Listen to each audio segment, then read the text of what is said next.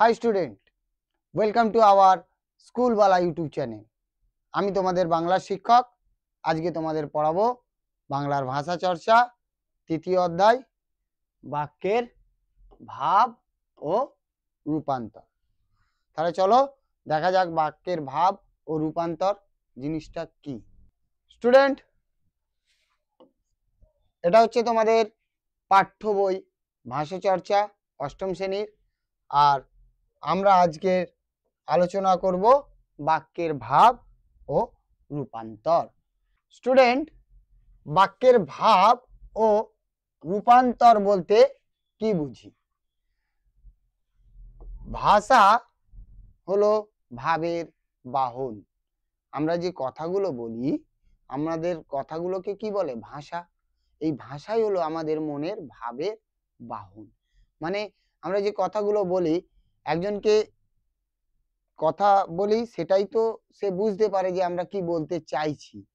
এই হলো ভাব। অর্থাৎ আমাদের মনের বিভিন্ন ভাবের প্রকাশ ও আদান প্রদানের উদ্দেশ্যই আবিষ্কার হয়েছে ভাষা। যেটা বললাম আমাদের মনের যে আশা আকাঙ্ক্ষা যে চিন্তা ভাবনা প্রকাশের জন্যই আবিষ্কার হয়েছে এই ভাষা। ষষ্ঠ শ্রেণীতে তোমরা জেনেছো গঠন অনুযায়ী বাক্যকে কিভাবে সরল যৌগিক ও জটিল এই তিন শ্রেণীতে শ্রেণীভুক্ত করা যায়।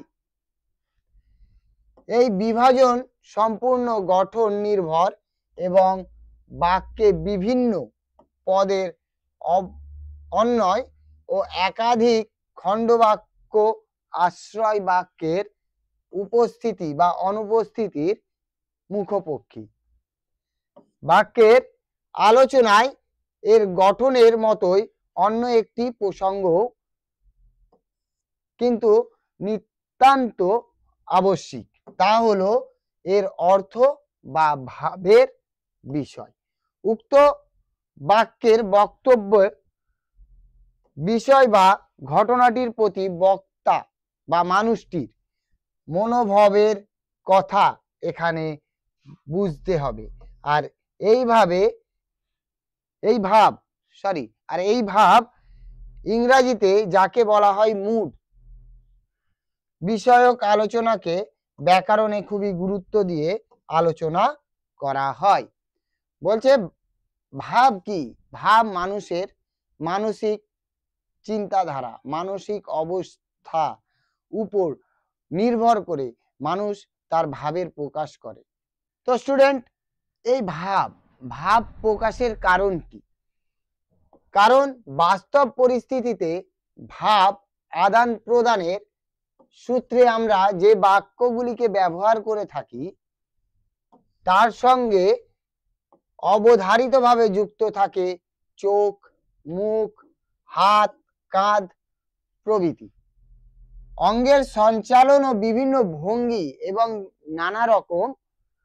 নানা ধরনের স্বরূপ প্রক্ষেপণ, মাথা নেড়ে হ্যাঁ বা না বোঝানো, হাত নেড়ে কাছে আসার কথা বোঝানো বা চলে যাবার কথা বোঝানো, এই ভঙ্গিগুলিকে বলা হয় প্যারা ল্যাঙ্গুয়েজ বা প্রায় ভাষা। বলছে আমরা যখন কাউকে বলি চুপ করো মুখে না বলে অনেক সময় আমরা কি করি এই ইশারাটা বা ইঙ্গিতটা দিই।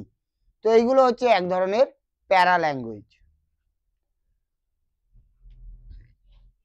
বাস্তব জীবনে এদের ব্যবহার সমাধিক। বলছে এই বাস্তব জীবনে এদের ব্যবহার কিন্তু ভালোই করা হয়।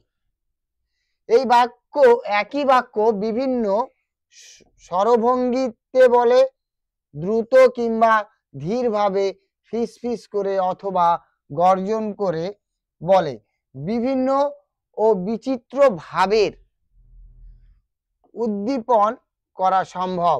এই বলার ধরনটি থেকেই উক্ত বাক্যে বর্ণিত বিষয় বা ঘটনাটির প্রতি বক্তার কি মনোভাব কি মানসিক অবস্থা এগুলো ভালো করে বোঝা যায়। তোমাদের মনে পড়তে পারে সপ্তম শ্রেণীতে পাঠ্য পটল বাবু ফিল্ম স্টার গল্পটির কথা। মাত্র একটি শব্দের সংলাপ বলার সুযোগ পেয়ে প্রাথমিকভাবে হতাশ পটল বাবু কিভাবে ওই একটি শব্দের অসীম সম্ভাবনা আবিষ্কার করেছিলেন। স্টুডেন্ট, বাক্যে যে জটিল বাক্য, সরল বাক্য, যৌগিক বাক্য, এই যে বাক্যের বিভিন্ন রকম ভাগ বা ভাব তোমরা পড়েছিলে, সেগুলো কিন্তু গঠনগত। আর এই যে ভাব, বাক্যের ভাব বা রূপান্তর, এগুলো হলো অর্থগত। তাহলে চলো দেখা যাক বাক্যের অর্থভিত্তিক প্রকারভেদ। যেটা বললাম অর্থগত, তাই এই বাক্যগুলোকে অর্থভিত্তিক প্রকারভেদগুলো আমি তোমাদের জানাচ্ছি। অস্তর্থক বাক্য বা নঙর্থক বাক্য। কি বলছে? অস্তর্থক বা হ্যাঁবাচক বাক্যে গঠন যেমন অস্তর্থক বা সদর্থক হয়, তেমনি অর্থের দিক থেকেও এই প্রকার বাক্যে একটি স্বীকৃতি ভাব থাকে।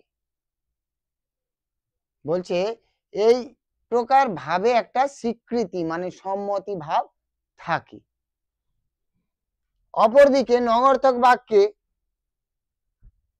নঙর্থক গঠনের সঙ্গে অর্থগত ভাবে কোনো কিছু অস্বীকৃতি ব্যঞ্জনাকৃতি কাজ করে।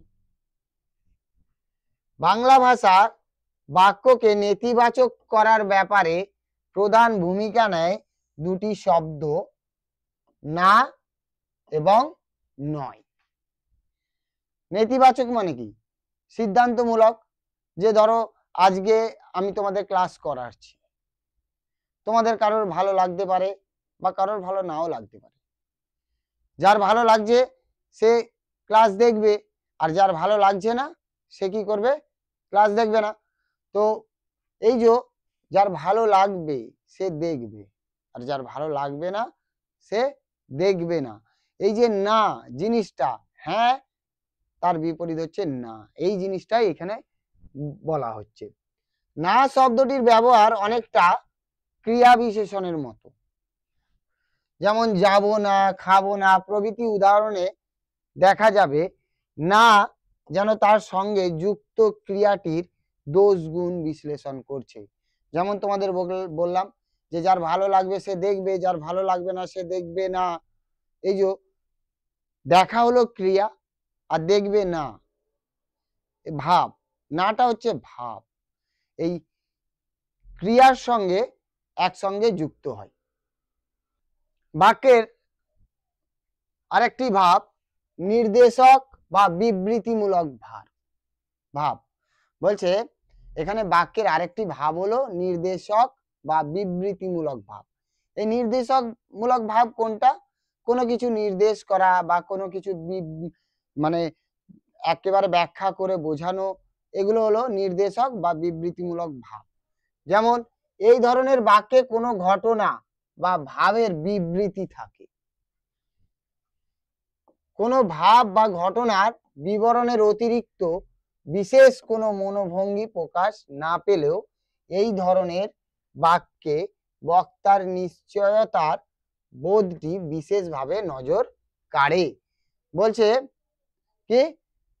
বলছে নিশ্চয়তা মানে আজকে আমি ক্লাস করাবই, এই যে নিশ্চয়তা, এই আমার মনের ভাবটা তোমাদের সামনে প্রকাশ পাচ্ছে। নিশ্চয়তাটাই হলো এখানে নির্দেশক বা বিবৃতিমূলক বাক্য। ভিন্ন ভিন্ন সময়ে ভিন্ন ভিন্ন বীজ পাকিয়া থাকে। কি?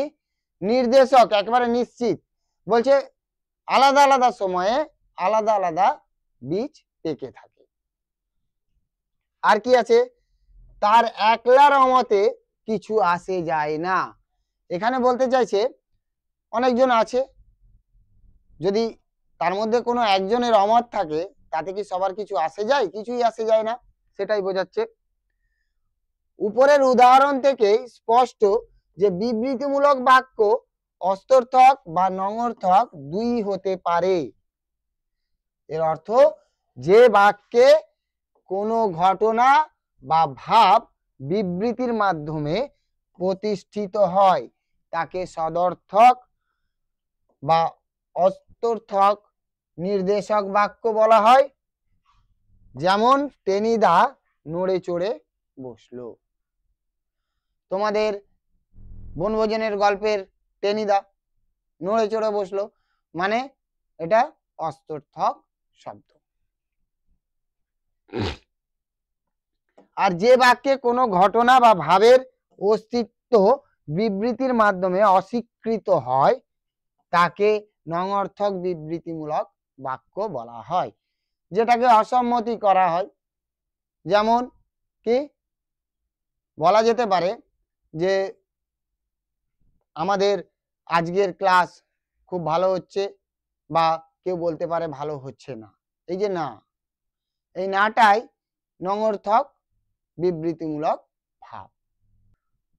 স্টুডেন্ট বলছে প্রশ্নবোধক বাক্য।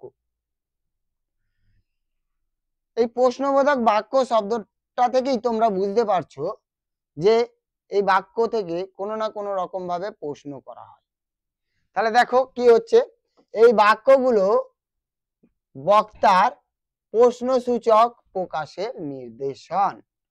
বলছে এই বাক্যগুলো বক্তার প্রশ্নসূচক বাক্যের নির্দেশন। আর কি এই ধরনের বাক্যে কোনো ভাব, বিষয় বা ঘটনা সম্পর্কে কোনো একটি জিজ্ঞাসার ভাব প্রধান হয়ে ওঠে। বলছে এই বাক্যে এই যে প্রশ্নবোধক বাক্য, এতে কি হয়, কোনো একটা জিজ্ঞাসা করার ভাব প্রকাশ পেয়ে থাকে। যেমন তোমরা বন্ধুরা একে অপরকে বলেই থাকো যে কিরে আজ খেলতে যাবি না। এই যে খেলতে যাবি না, এটা একটা প্রশ্ন, এটা তো তোমাদের মনের ভাব, তাই এটাকে প্রশ্নবোধক বলা হচ্ছে। যেমন তোমরা কেউ খুশহাল খাঁ খট্টকের গজল জানো? দরজা খুলছিল না কেন? এ তো সব প্রশ্ন। তাহলে পরেরটা দেখা যাক। প্রশ্নসূচক প্রকাশের দুটি বিশিষ্ট ধরন আছে। কি ধরন? বিশিষ্ট ধরন আছে। সেটা এক, ক প্রশ্ন, কি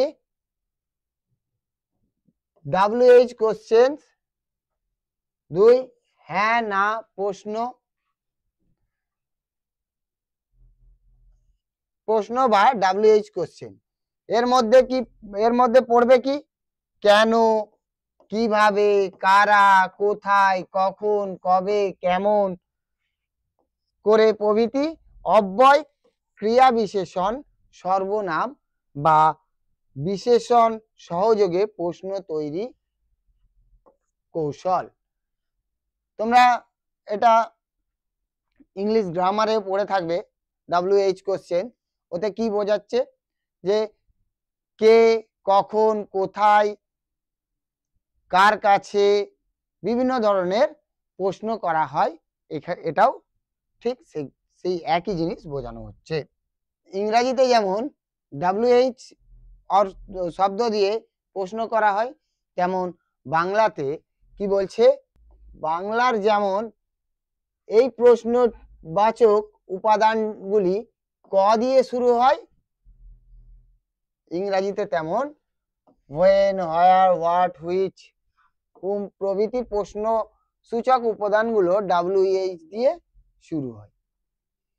এই কারণে এদের মাধ্যমে তৈরি প্রশ্নগুলোকে ক প্রশ্ন বা WH কোশ্চেন বলা হয়ে থাকে। যেমন কোথায় গেছিলে, বেগুন ছাড়া আর কি খাও না, ক।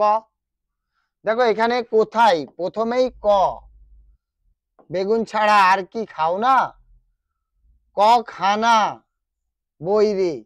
তাহলে এগুলো সব ক দিয়ে প্রশ্ন করা হচ্ছে, তাই একে ক বা WH প্রশ্ন বলা হয়, ক প্রশ্ন বা WH কোশ্চেন বলা হয়। হ্যাঁ অথবা না। এই জাতীয় প্রশ্নের বৈশিষ্ট্য এই যে এর উত্তর সর্বদাই কি হ্যাঁ অথবা নাই আসবে। কেউ যদি তোমাকে জিজ্ঞাসা করে যে তোমার ভাত খাওয়া হয়ে গেছে, তোমার উত্তরে কি আসবে? হয় হ্যাঁ আসবে, নয় না আসবে। সেরকমই দেখো, যখন জিজ্ঞাসা করা হয় কি খাবে, তখন প্রশ্নের উত্তর হতে পারে অজস্র, অসংখ্য। যে তুমি কি খাবে, তোমার মনে আসতে পারে বিরিয়ানি খাবো, পোলাও খাবো, মাংস খাবো। কিন্তু এখানে যদি প্রশ্ন করি খাবে কি, তাহলে তোমার উত্তর কি আসবে? হয় হ্যাঁ আসবে, নয় না আসবে। দেখো আবার তখন উত্তর হতে পারে কেবল হ্যাঁ অথবা না। হ্যাঁ অথবা না এর প্রশ্ন উত্তরটা দেখলে এবারে আসো। লক্ষণীয় প্রথম উদাহরণটি ক প্রশ্নের নিদর্শন। এক্ষেত্রে প্রশ্নবাচক সর্বনাম কি সব সময় ক্রিয়ার আগে বসে থাকে। বলছে যে এই সময় কি, মানে কি বলছে দেখো ভালো করে, ক প্রশ্নের নিদর্শন এই সময় কি সব সময় কি বলছে ক্রিয়ার আগে বসে থাকে। লগ্ন প্রশ্ন বলছে কথ্য বিষয়ে সমর্থন আদায়ের জন্য যে লেজুর প্রশ্ন ব্যবহার করা হয় তাকেই লগ্ন প্রশ্ন বলা হয়। যেমন তুমি যাবে তাই তো, জিজ্ঞাসা করছে তুমি যাবে তাই তো, এটা হচ্ছে জোড়া প্রশ্ন। তুমি যাবে একটা প্রশ্ন, কমা দিয়ে আবার বলছে তাই তো, মনের মধ্যে একটা সন্দেহ। কেমন, না, তাই না, আচ্ছা, নাকি প্রভৃতি অব্যয় যোগে এই ধরনের প্রশ্ন তৈরি হয়ে থাকে। সামাজিক আলাপচারিতার প্রশ্ন, এর মূল লক্ষ্য সৌজন্য প্রকাশ। ব্যাকরণ সঙ্গত হলেও আসলে এগুলো ছদ্ম প্রশ্ন। যেমন ভালো আছেন তো, ভালো আছেন তো, কি বাজারে চললেন, ইত্যাদি। বলছে জিজ্ঞাসা করছে কি বাজারে চললেন, বাজারে যাবার কথা জিজ্ঞাসা করছে নিশ্চয়, তাই। এবারে ছাত্রছাত্রীরা দেখো 5 নম্বর হচ্ছে প্রতিস্পর্ধামূলক প্রশ্ন। এই ধরনের প্রশ্নে বক্তার প্রতিস্পর্ধী ভাবটি ফুটে ওঠে। এই ক্ষেত্রে গঠন ও অর্থের মধ্যে সংগতি নাই থাকতে পারে, কি নাই থাকতে পারে। যেমন দেখো তোমরা, আমি কি ডরাই সখী ভিখারি রাখবে, কই দেখি কি পড়ছো। বলছে অনেক সময় তোমরা যখন পড়তে বসে না পড়ে অন্য মনস্ক থাকো, তখন তোমাদের অভিভাবকরা তোমাদের জিজ্ঞাসা করে কই দেখি কি পড়ছো। একটা মনের মধ্যে কি স্পর্ধা, রাগ, তোমাদের প্রতি একটা রাগ যে পড়ছে না খেলা করছে, কই দেখি কি পড়ছো দেখাও। এটা তো প্রশ্ন, এটাই হলো কি প্রতিস্পর্ধামূলক প্রশ্ন। আবেগ সূচক বাক্য, এই ধরনের বাক্যে প্রকাশিত হয় মনের দুঃখ, আনন্দ প্রভৃতি আবেগ জনিত নানাবিধ উচ্ছ্বাস। যেমন আহ কি আরাম, অতিরিক্ত গরম থেকে কোথাও খেলে এসেছো, গিয়ে বেডরুমে এসি রুমে এসি চালিয়ে বসে পড়েছো, তখন কি মনের মধ্যে আসে আহ কি আরাম। এটা একটা সুখ, সুখের একটা কি উদাহরণ। সেই সুখ বা দুঃখ এটাই আবেগ সূচকের মধ্যে আসে। তো ছাত্রছাত্রীরা আবেগ সূচক বাক্যের পরে তোমরা দেখতে পাচ্ছ অনুজ্ঞাবাচক বাক্য। এই ধরনের বাক্যে প্রকাশ পায় আদেশ, উপদেশ, অনুরোধ, প্রার্থনা, নিষেধ ইত্যাদির ভাব। এই ধরনের বাক্যে বক্তব্য বিষয়টির মধ্যে দিয়ে বক্তার ইচ্ছা, নির্বাচন অথবা নৈতিক অবস্থানটি সূচিত হয়। যেমন কি তোমাকে বলা হচ্ছে যে খাতাটা বের করো, খাতাটা বের করে লিখতে আরম্ভ করো, এটা একটা আদেশ সূচক, তাই তো? বক্তার ইচ্ছা অনুরূপ বক্তব্যই জ্ঞাপিত হয় বলে এই ধরনের বাক্যের নাম অনুজ্ঞাবাচক বাক্য। এই অনুজ্ঞাবাচক বাক্য গঠন ও ভাবের দিক থেকে অস্তর্থক বা নঙর্থক হয়ে থাকে। যেমন এগিয়ে চলো, বৃথা সময় নষ্ট করো না, দেখিস আমাদের ভুলিস নে। এই যে বৃথা সময় নষ্ট করো না, এটা হচ্ছে নঙর্থক বাক্য। আর বলছে কি দেখিস আমাদের ভুলিস নে, এটাও নঙর্থক বাক্য। তারপর দেখো উপরের প্রথম তিনটি উদাহরণ থেকে দেখা যাবে অনুজ্ঞাবাচক বাক্যে ক্রিয়াপদের মাধ্যমে পুরুষ বা তুমি পক্ষের সাধারণ রূপে থাকলে, অর্থাৎ তুই বা আপনি রূপে না থাকলে ক্রিয়াটির সঙ্গে প্রায় ওকার যুক্ত হয়ে থাকে। যেমন ব্যর্থ প্রাণের আবর্জনা পুড়িয়ে ফেলে আগুন জ্বালো। এই যে জ্বালো ওকার, লয় ওকার। বাংলায় ভাব অনুযায়ী বাক্যের আরো কিছু প্রকারভেদ করা যায়, যেমন ইচ্ছাবোধক বাক্য, শর্তসূচক বাক্য প্রভৃতি। এগুলো নিয়ে পরবর্তী শ্রেণীতে আলোচনা করা যাবে। আপাতত একটি ছকের মাধ্যমে বাংলা বাক্যের ভাবগত প্রকৃতি অনুসারে প্রধান ৮ প্রকারের বাক্যগুলিকে সাজিয়ে ফেলা যাক। নির্দেশক বিবৃতিমূলক বাক্য, প্রশ্নবোধক, বিস্ময়সূচক, অনুজ্ঞাবাচক, অস্তর্থক আর নঙর্থক। চলো দেখা যাক। দেখো এখানে অনেকগুলো বাক্যের দেয়া আছে রূপান্তর সাধন। আমি একটা দুটো বোঝাবো, বাকি তোমরা নিজেরা চেষ্টা করবে আমার পড়ানোর মাধ্যমে। যদি তোমরা বুঝে থাকো তাহলে দেখো বলছে সদর্থক অস্তর্থক বিবৃতিমূলক বাক্য থেকে নঙর্থক বিবৃতিমূলক বাক্যে পরিবর্তন। কি বলছে? রমা চুপ করিয়া রহিল, এটা হচ্ছে হ্যাঁবাচক বাক্য বা সদর্থক বাক্য, অস্তর্থক বাক্য। আর নাবাচক বাক্য কি হবে? রমা কথা কহিল না। বাক্যের অর্থটা একই, কিন্তু বাক্যের যে চুপ করে থাকলো আর কথা কইল না, অর্থটা একই, কিন্তু একটা হ্যাঁবাচক একটা নাবাচক। এরা সব ক্ষুদ্র শিল্পী। কি বলছে? এরা সব ক্ষুদ্র শিল্পী। এর নঙর্থক বাক্য কি হতে পারে? এরা সকলেই খুব বড় শিল্পী নয়। অর্থ একই, ক্ষুদ্র শিল্পী, একটা হ্যাঁবাচক আর একটা নাবাচক। তো দেখো ছাত্রছাত্রীরা, আগে ছিল হ্যাঁবাচক থেকে নাবাচক। এবারে তোমাদের একটা উদাহরণ দেখাবো নঙর্থক বিবৃতিমূলক বাক্য থেকে সদর্থক বা অস্তর্থক বিবৃতিমূলক বাক্য। বলছে নাবাচক বাক্য থেকে হ্যাঁবাচক বাক্য। অবশ্যই গাছের গতি হঠাৎ দেখা যায় না, এটা নাবাচক, যেহেতু বাক্যের শেষে না আছে। তাহলে এর উত্তর কি হবে? দেখো অবশ্যই গাছের গতি প্রায় অদৃশ্য। বলছে গাছের গতি প্রায় অদৃশ্য। আগে কি ছিল? দেখা যায় না, আর এখানে কি? অদৃশ্য।